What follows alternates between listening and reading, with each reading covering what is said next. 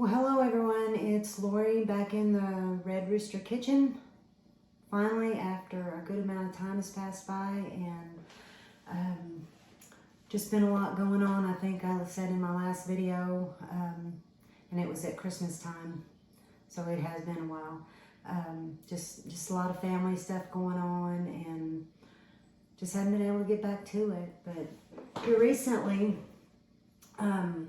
my son started a new job, one of our sons here in Pocahontas, and a couple of his co-workers had started watching my videos, and he kept telling me, Mom, they want more content, they want you to do more videos. So I said, I'm trying to get to where I can have the time and just get back into the mindset of doing some of this again. So here we go, and I'm gonna give it my best shot and get back to it.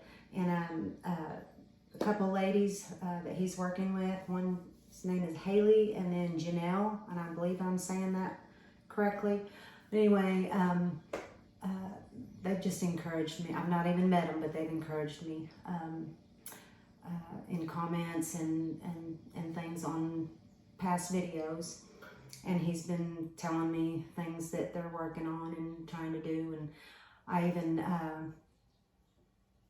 made some things the other night that I sent to them to try out, and that's the one thing that I'm going to make today. Is I'm going to make a chocolate cake, and it's going to be a Carbquick recipe. So it's super easy, and y'all heard me talk about Carbquick before. I use it all the time. It's just a staple here at our house, and so very versatile. There's all kinds of recipes on the back of the box. There's all kinds of recipes inside the box, just like your Bisquick box would be. I've tried 2 or 3 of them, but mainly I've used it for biscuits, either cheddar biscuits or just plain biscuits for biscuits and gravy. So I just decided the other day, I thought, you know what, I'm going to do that chocolate cake recipe. It's right on the outside of the box. I thought, why not? I need to try this. So I made it, and I'm telling y'all, it was delicious. Now I did add, and it says on the box you can add your keto frosting or low carb, low sugar frosting or ganache, and I made a ganache from LILYS Chocolate Chips, and that's what I'm going to use today. It's hard for me to say that. But anyway, I'm going to get the oven heating up, and then we're going to get started on this recipe. So okay, I'm going to get the oven turned on, and it says on the box we're going to set it at 350. So I'm going to go ahead and get this going. We're going to let that preheat for a few minutes. And something I was going to tell you about, and it was right behind me when I first started talking, and it's a little picture, little oil painting that a friend of mine from high school painted, and I wanted to show it to you. And I just think it's the cutest thing ever. She painted this, I think, sometime last spring or summer or something, and I saw it on Facebook. She had a couple that I was going to choose from, and so anyway, I made her some pumpkins, and she just sent this to me in the mail a couple days ago, and it is just so adorable. I love the little wisteria, or I'm assuming that's wisteria around the edges. It's so pretty, but she's just so talented. Her name is Becky Waller Vines, and we went to school together at Pangburn, Arkansas, and she is just so talented. Okay, I just figured while we were waiting for the oven to heat up, I'm going to go ahead and just go over with you what we're using. Of course, Carbquick. They carry this at our Walmart here in Pocahontas. I'm assuming they do probably anywhere. If you can't find it, you can order this online and get it mailed pretty quick. Usually if I ordered it, I would order a couple boxes, and you can actually order it that way. It comes in like a 2-pack that you can get it in. Kind of a funny story. A friend of mine, Renee on Facebook, had made some biscuits and gravy the other day and looked really good, and so I commented on it, and we were just chatting about it, and it makes me think of the movie Christmas with the Cranks and the Honey Ham. And I said, it's like that scene where she's, you know, in the store racing another woman for the last honey ham. This would be me. I would race somebody for the last box of this stuff right here, because this stuff is golden to me. But anyway, I'm going to do the Carbquick, and the recipe is right here on the bottom of this box for this chocolate cake. And they use a bundt pan, and that's what I'm going to use as well. You're going to use monk fruit. I can buy this at Walmart. I've started ordering this just because I can get it in this large bag instead of just a little tiny bag. I don't remember how many ounces it is, but it's just cheaper this way. We're going to use some Silk almond milk. It's the unsweet vanilla. We're going to use some heavy whipping cream. This is going to be in the icing that I make with the LILYS chocolate chips. I'm going to make a ganache with that. But anyway, back to the cake recipe. I'm using Hershey's cocoa powder, just some vanilla extract, some baking powder, and pecans. I'm going to put a little bit of pecans on the top. And then I've got 3 farm fresh eggs that I get from a friend of mine here in Pocahontas. She keeps me supplied in fresh chicken eggs. So I'm always excited to have these. I'm using some Kerrygold butter. You don't have to use that. You can use regular butter. And also, I believe I've covered everything. Monk fruit, yeah, for your sweetener, almond milk, baking powder, vanilla extract, Carbquick, and your eggs. I'm going to use my bundt pan. I've had this for years. So I'm going to use this, and it works out really good. I like to mix my dry ingredients separate, so I'm going to do that in this bowl and put my butter and wet ingredients in the mixer bowl. Let them mix up pretty good. One little trick I was going to show you, when I put my stick of butter out to get melted, I saved the butter that was melted on the little wrapper, and that's what I'm going to take and butter the inside of my pan with. So anyway, none of that goes to waste. So anyway, we're going to get started here in just a second and get everything mixed up and get it in the oven. Okay, while the oven's still heating up, I'm going to go ahead and butter this pan. You don't have to flour it, just put, you can use oil or butter. If you're going to use oil, I would use avocado oil, coconut oil, or a good olive oil.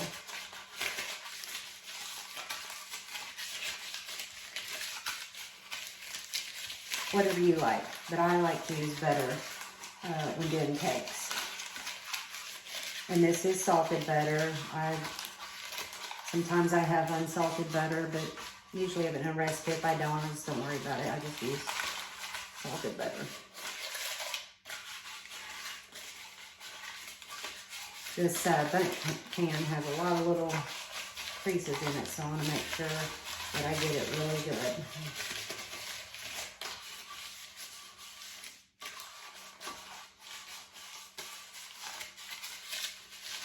I'm going to make sure this is done really good so it pops out of the pan like it's supposed to.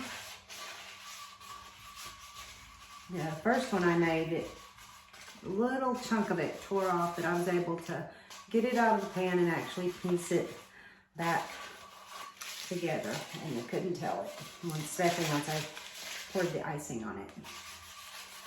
Anyway, I think this is good. Okay, y'all, let's get started. First of all, let me grab this bowl, because I'm just going to set this over here for the time being, and I need to bring my eggs on over here. First of all, I'm going to mix my dry ingredients together first and get them incorporated, and I've got 1.5 cups of Carbquick, so we're just going to put that in here, and I've already sifted through that one.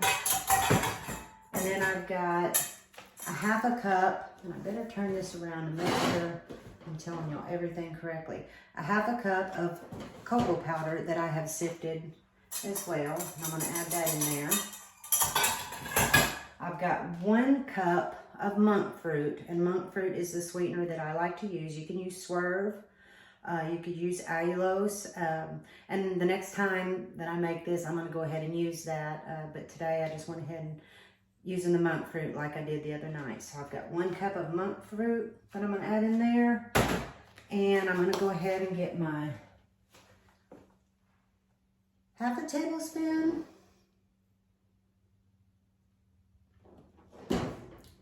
Get my teaspoon of baking powder. Got that in there. And we'll just whisk those up.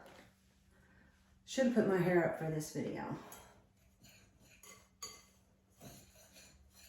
Anyway, I'm gonna get this whisked up and then we'll get going on the rest of it. All right, I've got this stuff incorporated pretty good. So we're just gonna set that aside for a moment.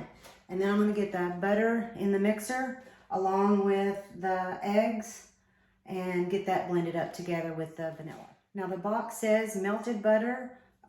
This is very soft, but I'm just gonna go ahead and whip it up and add the eggs into it. And I do have my eggs at room temperature. I've let them setting out all morning so that they would be ready to go when I got ready to do this. So we're just gonna go ahead and get this butter in here.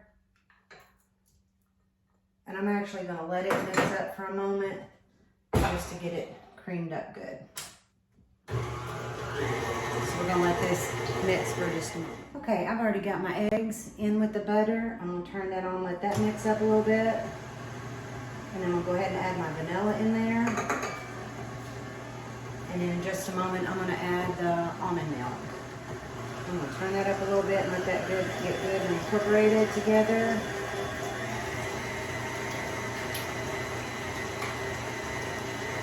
Okay, and then I'm gonna add almond milk, and I've got some right here in the little fridge. All right.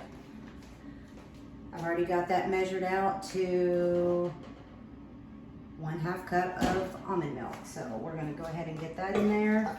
Turn that back on and mix that up good. As soon as this is mixed up good, then we're gonna add the dry ingredients into it. Okay, I think we're good there.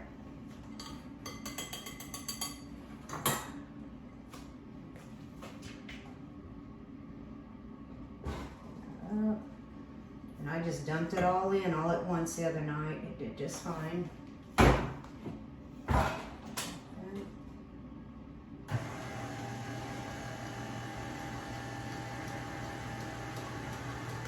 Always be sure that's on lock and your bowl's locked in place. Don't ask me how I know. It's a disaster. All right, I'm just gonna let that mix good. I'm not gonna mix it too hard because I don't want it to be tough. You want it to be soft and moist. And this was really a moist cake when it came out. It was so delicious. It almost had like a brownie texture to it. So it was just so good. It's not real dark looking. It's a light colored chocolate batter. And I think that's going to be it. And I'm going to whisk it just a little bit more than that. But that's all I'm going to mix it up. So I think we're going to be ready to pour this in the pan here in just a moment. We're just going to get this in here.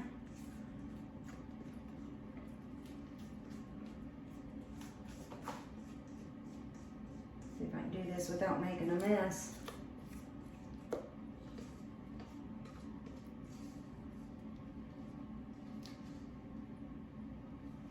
Got a little bit more left in there. I'll get all of it. And once you get it in your pan, you'll just spread it around a little bit. Make sure it's even in there. It's kind of a thick cake batter. So I'm just going to get this swirled around in there and get it even, and then we're going to get it in the oven. This is going to go in the oven. I know the one I made the other night, I cooked in the front kitchen in my modern oven. The time on the box is 350 for 30 to 40 minutes.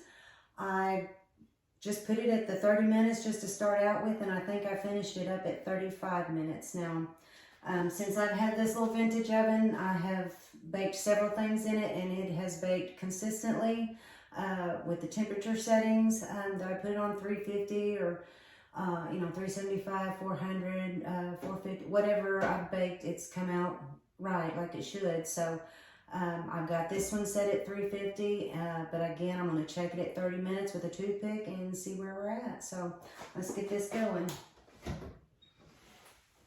For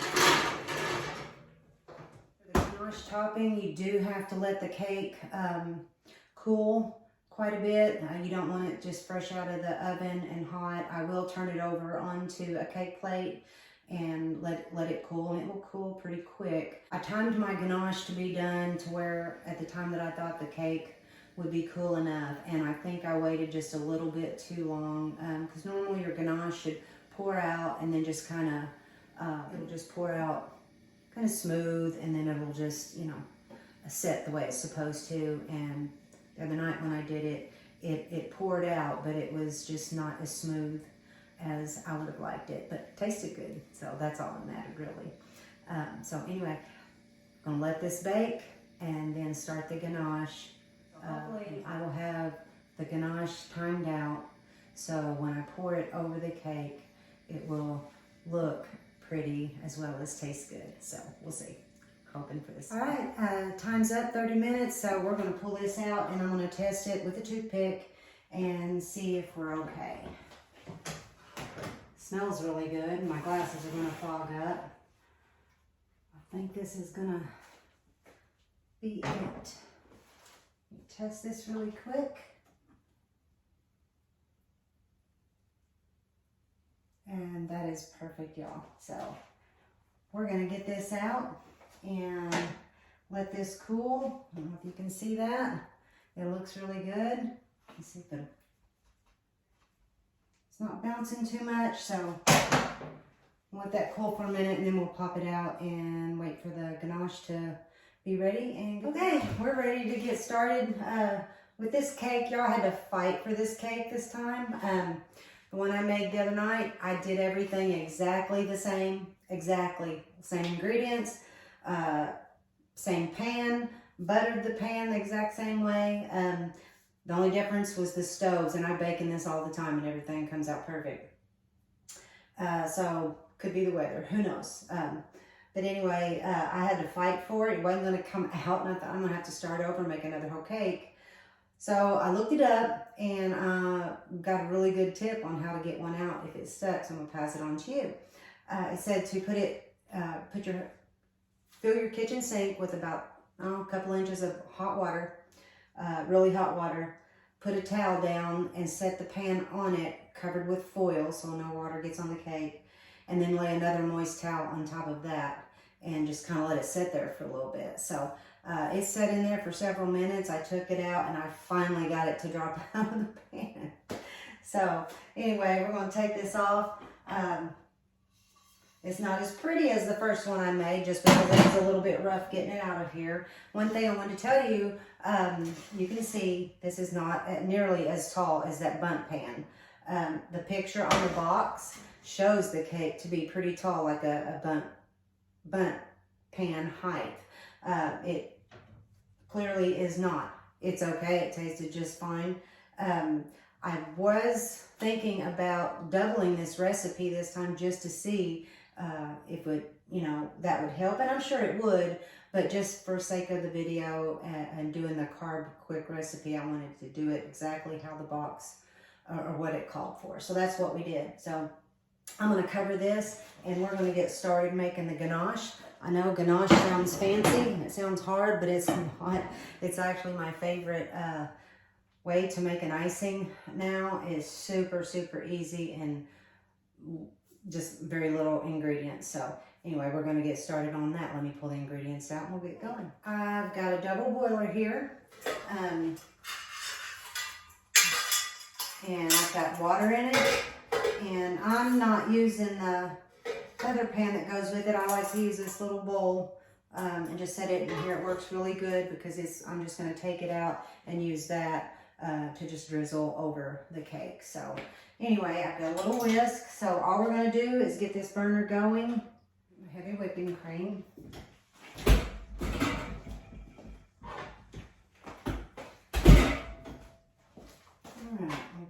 Okay, I've moved you over a little closer so you can see what I'm doing. You won't be able to see me, but that's okay. I'm just going to show you what I'm doing. I've got my little bowl sitting in here. I've got the water going. It's got to come to a boil. Yeah, okay. We're gonna let that heat up, and I'm gonna go ahead and pour my 1/2 cup of heavy whipping cream. I'll go ahead and, that's kind of thick, so I'm gonna make sure I get all of that in there. Okay, let me just leave that sitting there. Now that's going to take that a little bit to come to a boil, and we'll just let this set here, and I'll keep a stir, and so, as soon as it starts getting a little bit warm, we'll start adding our chips in. And I've got 1 cup. Part of this is 1/8 cup of LILYS dark chocolate chips, and the rest is LILYS salted caramel. Now the other night I did half and half, but it was good. It was delicious, but the dark chocolate was really strong, so I decided this time to try just a little bit less, and then the rest of it do more of the salted caramel, up to 1 cup of both combined. And then on top of that, I've just got a 1/8 cup of LILYS white chocolate chips that I just put all over around the top of it, and that was a nice little touch to it. And this time, I didn't add pecans the last time, but I am going to add some this time because we like a lot of pecans and almonds, so I'm just adding that, and that will add to the carb count, and I will give that in just a moment when we get the cake done. Okay, y'all, the water is boiling and the milk is starting to heat up, and you just keep stirring a little bit. I'm gonna grab this if I can. Grab it that way. There we go. Just to hold my little bowl still. And you just start adding in chips a little at a time. You don't add them all in at once. So just pour a few in, and you just stir. And you just stir gently. Hold this thing still.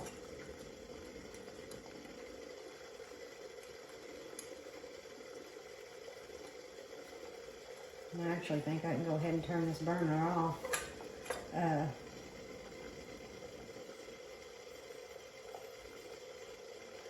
down.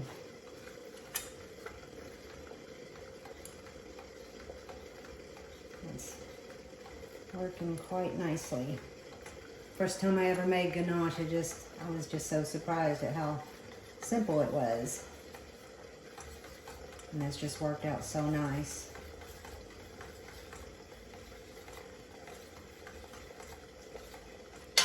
Just keep adding in a little bit.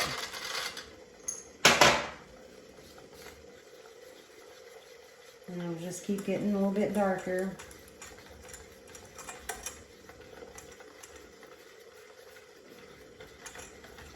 That's just a 1/2 cup of heavy whipping cream and a cup of your chocolate chips. And I use LILYS. I'm going to turn that completely off, and I'm actually even going to pull it off of that burner because I think it's going to stay hot enough.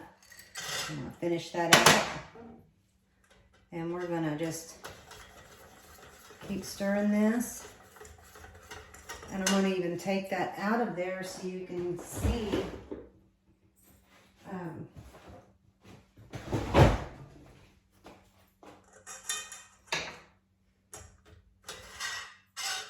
get that out of there without burning myself.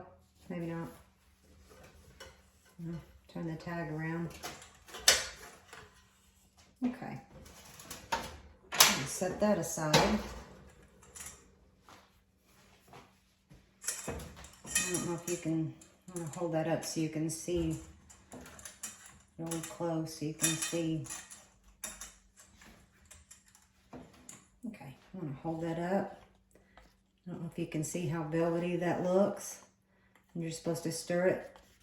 The recipe I follow, it says about 30 seconds after you take it off the stove. And then I'm going to let it cool for a minute. Not as long as I did the other night. And then I'm just going to pour it over the top of my cake. and just let it drizzle down. Okay, I wanted y'all to be able to see what I'm doing, so I just set it down here on the table. So I'm just gonna take, and before this gets it's cooled enough, but not too much. And I was gonna put this in a baggie and kind of drizzle it, but I'm just gonna do my best to just go across here.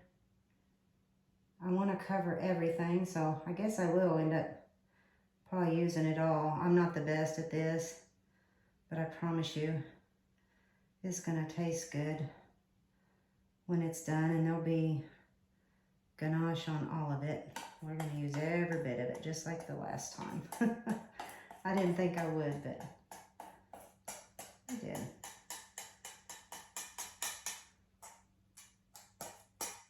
Okay, and to that, I'm gonna add